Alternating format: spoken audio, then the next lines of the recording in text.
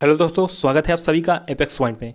दोस्तों, आज के इस वीडियो में मौर्य साम्राज्य से related top 40 most important questions को लिया गया है जो कि अक्सर एग्जाम में पूछे जाते हैं। तो चलिए दोस्तों, शुरू करते हैं आज का वीडियो सेशन। तो आज का पहला प्रश्न है, मौर्य साम्राज्य की स्थापना किसने की? आंसर है चंद्रगुप्त मौर्य ने मौर्य साम्राज्य की स्थापना की। मौर्य साम्राज्य में प्रचलित मुद्रा का नाम क्या था? आंसर है पर्ण। मौर्य साम्राज्य में प्रचलित मुद्रा का नाम था।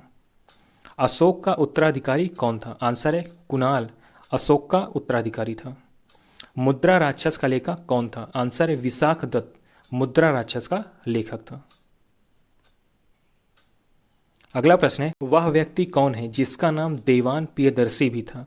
आंसर है मौर्य सम्राट अशोक है जिसका नाम देवान प्रियदर्शी भी था।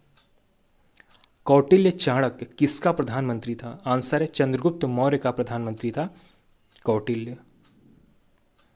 अगला प्रश्न है, कलिंग विजय के उपरांत अशोक महान ने किस धर्म को अंगीकार कर लिया था?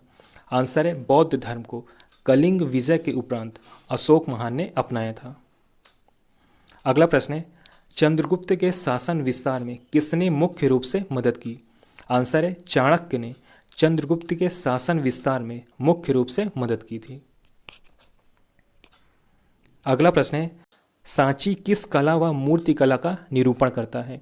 आंसर है बौद्ध कला व मूर्ति कला का निरूपण करता है सांची। अगला प्रश्न है, सम्राट अशोक की वह पत्नी कौन थी जिसने उसको प्रभावित किया था? आंसर है कारुवाकी। सम्राट अशोक की वह पत्नी थी जिसने उसको प्रभावित किया था।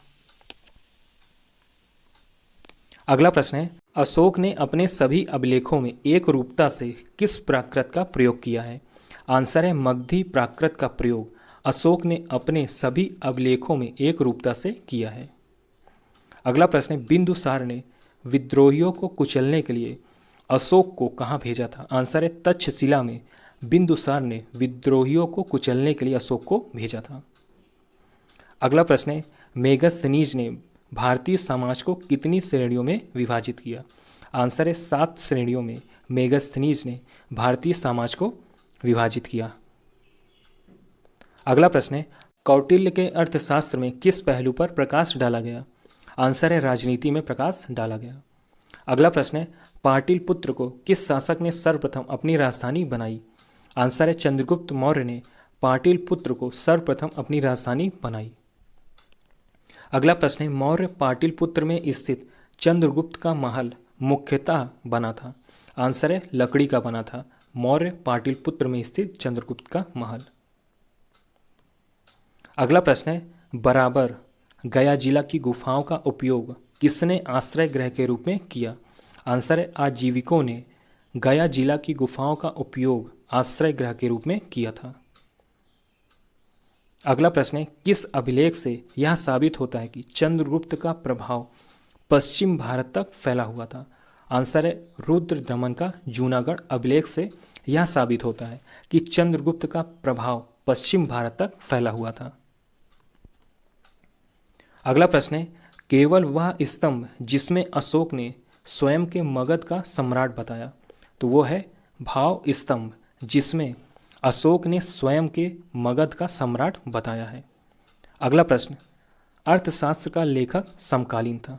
आंसर है चंद्रगुप्त मौर्य के समकालीन था।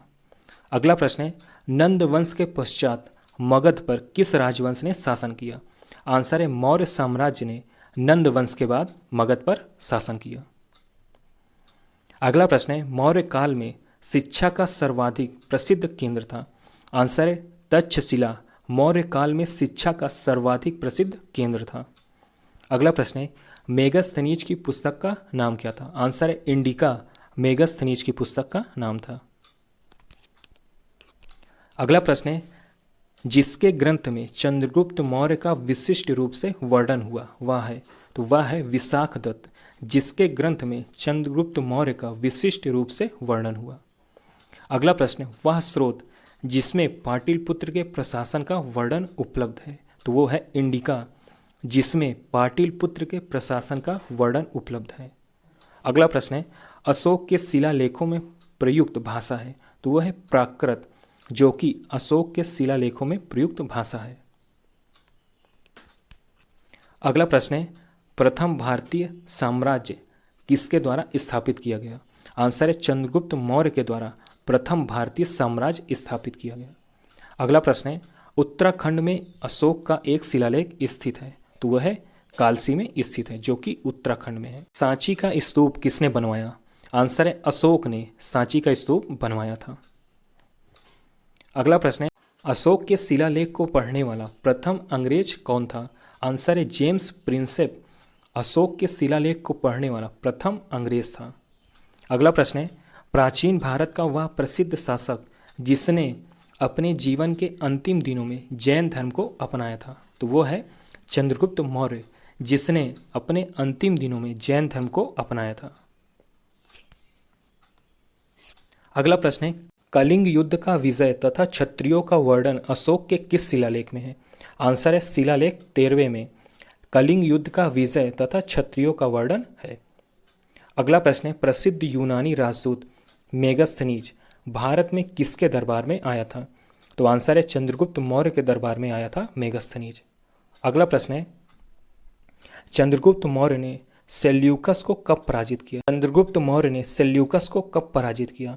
आंसर है 305 ईसा पूर्व में चंद्रगुप्त मौर्य ने सेल्यूकस को पराजित किया था। अगला प्रश्न है, भारतीय लिखने की कला नहीं जानते, यह किसकी उक्ति है? तो आंसर है मेगास्थनीज की उक्ति है कि भारतीय लिखने की कला नहीं जानते। अगला प्रश्न है, मौर्य काल में गुप्तचरों को क्या कहा जाता था? आंसर है गूढ़ पुरुष कहा जाता था मौर्य काल में गुप्तचरों को। अगला प्रश्न है, अशोक का समकालीन तुरमय कहाँ का राजा था? तो वो मिस्र का राजा था तुरमय। अगला प्रश्न है, किस ग्रंथ में शूद्रों के लिए आर्य शब्द का प्रयोग हुआ? आंसर है अर्थशास्त्र में शूद्रों के लिए आर्य शब्द का प्रयोग हुआ। अगला प्रश्न है, कौटिल्य द्वारा रचित अर्थशास्त्र कितने अधिकरणों में विभाजित है? आंसर है 15 अधिकरणों में विभाजित है अर्थशास्त्र। तो दोस्तों ये था हमारा लास्ट प्रश्न। आपको वीडियो कैसा लगा कमेंट करके जरूर बताइएगा, और दोस्तों वीडियो को लाइक और शेयर और चैनल को सब्सक्राइब जरूर करिएगा। ओके दोस्तों, गुड लक, मिलते हैं नेक्स्ट वीडियो में।